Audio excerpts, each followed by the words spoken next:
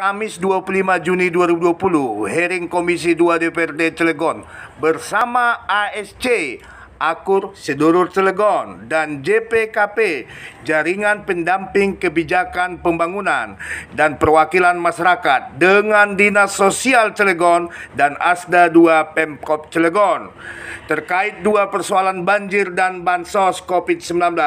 Simak informasi ini sampai selesai karena ada beberapa sesi. Artinya Akur Sekate Cilegon. Dan SC ini jadi satu wadah komunitas untuk bertukar pikiran dan untuk sharing, khususnya terhadap permasalahan-permasalahan Kota Cilegon. ASC kemudian menggagas untuk memberikan bantuan sosial terhadap masyarakat. Tepatnya kira-kira 1 bulan yang lalu itu kita menggelontorkan bantuan dari para donatur yang ada di komunitas ASC itu. Pada saat itulah Pak, ASC mendapatkan masukan-masukan,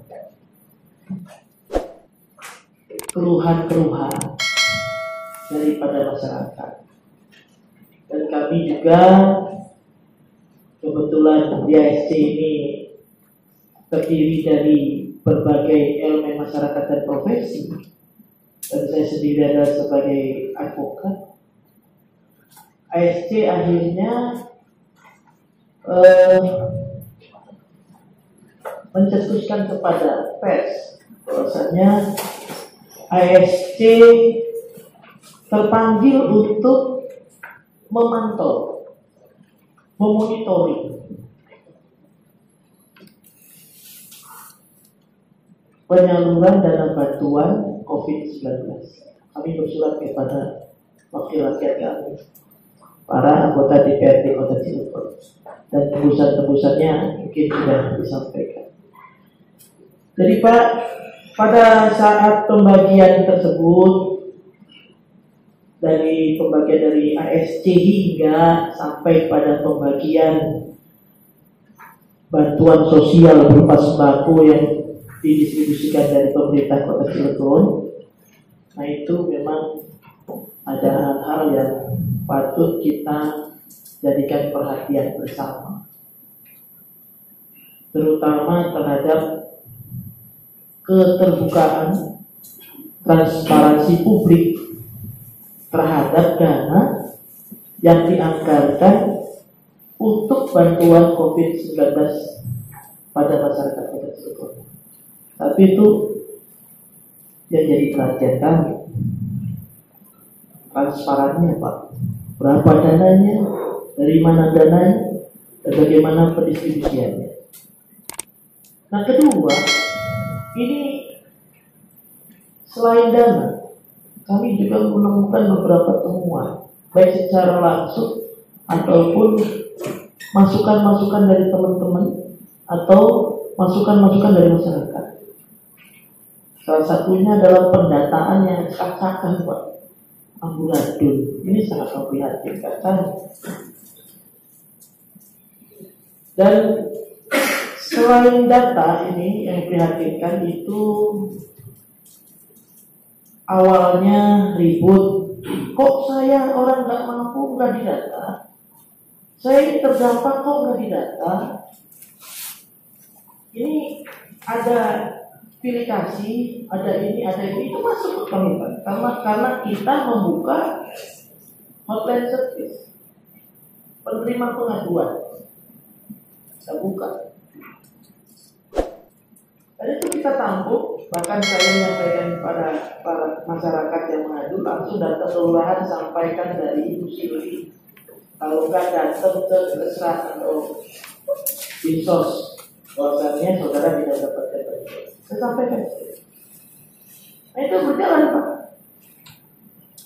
Begitu pada waktu pendistribusian bantuan, ternyata selain masyarakat yang tidak mendapatkan atau tidak terdata, begitu penyaluran bantuan ini ada masalah lagi Pak. Masalahnya yaitu orang yang sudah terdata tidak dapat bantuan, apalagi yang tidak terdata. Dan cukup memprihatinkan, orang yang sudah meninggal dapat bantuan, yang masih hidup tidak dapat bantuan, yang terdaftar tidak dapat bantuan. Menjadi rame itu. Sistem data yang cukup amburadul, dan dananya juga bukan seperak, 2 perak, Pak. Kita dapat masukan itu dananya cukup fantastis, puluhan miliar.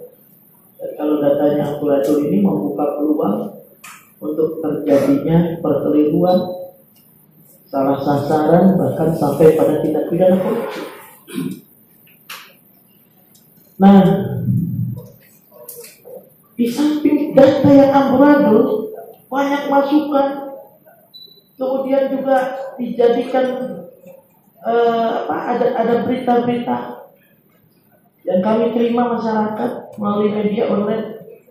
Itu juga cukup memprihatinkan, bahwasannya masyarakat menerima bantuannya saja berupa sembako yang tidak layak. Maka ada statement yang kami masih simpan dari Ketua Gugus Tugas COVID-19 Eksekutif Bapak Wali Kota Cilegon menyatakan beliau tidak ingin disalahkan atas institusi itu. Bahkan ada statement yang cukup memprihatinkan, bahwasannya salah satu penyedia daripada sembako itu adalah Kejari. Nah, bagaimana? Kita tidak tahu bagaimana kasus ini selanjutnya, karena itu secara pendistribusian informasi terhadap publik, informasi itu cukup meresahkan kami sebagai masyarakat. Dan kalaupun permasalahan itu sedang diproses secara hukum atau apa, kami minta anggota dewan ini memonitoring, memantau. Nah, itu cukup menjadi pembelajaran yang tidak baik terhadap masyarakat.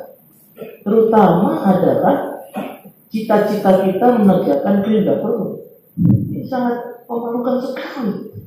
Apa tidak ada pengusaha-pengusaha Cilegon yang mampu menyediakan kebutuhan sembako untuk masyarakat, sehingga sembako yang tidak layak makan itu dipaksakan didistribusikan oleh masyarakat. Jadi oleh karena itu, Pak, kehadiran kami AST sebagai komunitas masyarakat Kota Cilegon yang masih memiliki hati nurani, kami memohon kepada pihak terkait, ya khususnya kepada Ketua Gugus Tugas COVID-19, kami meminta untuk benar-benar secara benar, secara serius, dan tidak melakukan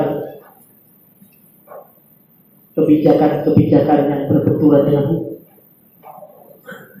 untuk melakukan pendistribusian mulai dari pendataan sampai pendistribusian itu dengan benar, Pak. Kami juga memohon kepada anggota DPRD, tolong, Pak, yang dikasih bantuan itu adalah rakyat Bapak. Demikian laporan Lugasnet Badia Sinaga.